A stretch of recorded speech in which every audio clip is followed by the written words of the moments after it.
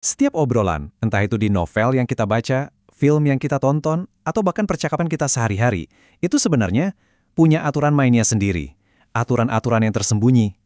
Aturan ini yang ngatur gimana kita berinteraksi, apa sih maksud kita di balik kata-kata, dan gimana kita menjaga hubungan sosial kita. Anda pasti pernah ngerasain kan, lagi ngobrol, kok jawabannya aneh? Atau pas kita nanya, malah dijawab pakai pertanyaan lain.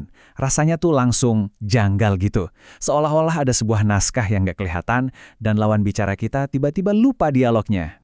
Nah, hari ini kita bakal bongkar semua rahasia itu. Kita udah siapin kotak peralatan analisis dari buku Stylistics. Dengan alat-alat ini, kita bakal belajar ngelihat mekanisme tersembunyi di balik setiap dialog dan paham dinamika apa sih yang sebenarnya lagi terjadi.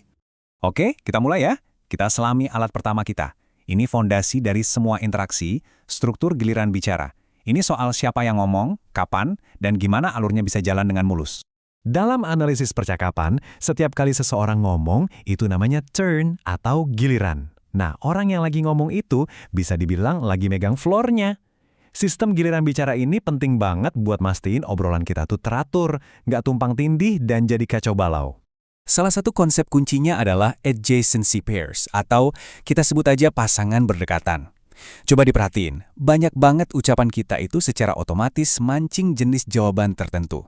Bagian pertama seolah-olah manggil bagian kedua, kayak tarian verbal gitu.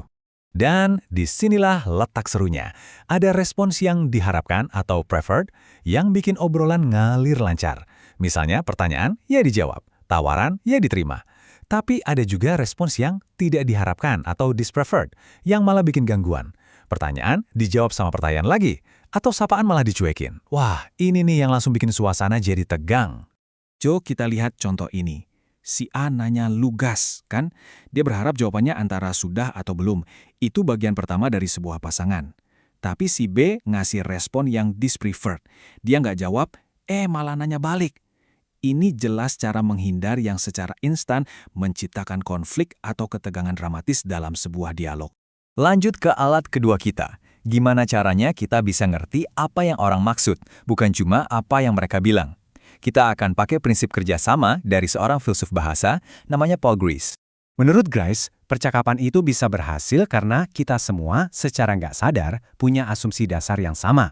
Semua peserta itu lagi berusaha kerjasama biar komunikasinya nyambung.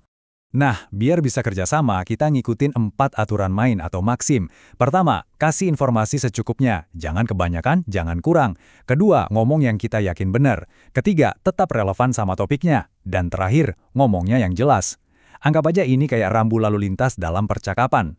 Pertanyaan menariknya adalah, apa yang terjadi kalau aturan-aturan ini sengaja dilanggar, terang-terangan gitu? Apa komunikasinya jadi gagal? Ternyata enggak. Justru disitulah makna-makna tersembunyi mulai muncul. Nah, inilah yang disebut flouting. Jadi waktu kita sengaja melanggar sebuah maksim, dan lawan bicara kita sadar kita lagi melanggar, kita itu sebenarnya lagi ngiring sinyal. Sinyal ini nunjukin sebuah makna tersembunyi, yang oleh Grice disebut implikatur. Contoh paling gampangnya itu sarkasme. Di sini, si B kan jelas banget ngelanggar maksim kualitas. Mana mungkin dia beneran bangga sama baju dari tahun 98. Dengan melakukan flouting ini, dia menciptakan implikatur atau makna tersembunyi. Iya, aku tahu bajuku ini udah jadul banget. Alat ketiga dan terakhir kita nih, kita akan menyelami strategi sosial di balik pilihan kata kita. Teori kesantunan. Ini semua tentang gimana caranya kita menjaga muka waktu lagi interaksi. Dalam linguistik, muka atau face itu harga diri sosial kita. Ada 2 jenis. Positive face itu keinginan kita buat dihargai dan disukai. Terus ada negative face, itu keinginan kita untuk bebas, nggak diganggu atau dipaksa-paksa. Poin pentingnya begini, setiap kali kita minta tolong, nyuruh, atau bahkan ngeritik seseorang, kita itu sebenarnya lagi melakukan tindakan yang mengancam muka atau face threatening act, disingkat FTA. Kita bisa jadi mengancam negative face mereka karena minta waktu mereka, atau positive face mereka karena mengkritik. Terus, gimana cara kita ngatasinnya? Ya, kita bisa aja ngomong blak-blakan yang tentu aja sangat mengancam muka. Atau kita bisa pakai strategi kesantunan buat memperhalus permintaan itu. Misalnya pakai kata maaf atau kalau tidak keberatan. Tujuannya apa? Ya biar hubungan sosial tetap adem ayem. Oke, sekarang waktunya kita gabungin ketiga alat kita, struktur percakapan, makna tersembunyi, sama teori kesantunan, buat ngebongkar sebuah dialog sastra yang, wah, kaya banget maknanya. Coba perhatikan dialog yang kelihatannya simple ini. Rani tuh nggak sekedar ngomentarin cuaca kan? Dan Bima juga nggak cuma nawarin solusi praktis. Ada permainan interaksi yang jauh lebih dalam yang lagi terjadi di sini. Oke, kita bedah bareng-bareng ya. Omongan Rani itu jelas flouting maksim relasi. Dia tuh sebenarnya nggak lagi ngomongin cuaca. Dia lagi menciptakan implikator, alias pesan tersembunyi buat minta nginep. Ini adalah strategi kesantunan off record. Permintaan yang disampaikan secara super nggak langsung, biar kalau ditolak dia bisa ngeles. Ucapannya ini adalah bagian pertama dari sebuah adjacency pair. Nah, perhatiin jawaban Bima. Aku punya payung. Ini adalah sebuah respons dispreferred. Bima dengan cerdasnya sengaja ngabaikan permintaan tersembunyi Rani dan cuma nanggapin makna harfiahnya. Ini adalah cara menolak yang halus tapi tajam banget. Sebuah tindakan ketidaksantunan yang menyerang positive face Rani dengan menolak kebutuhannya untuk diterima.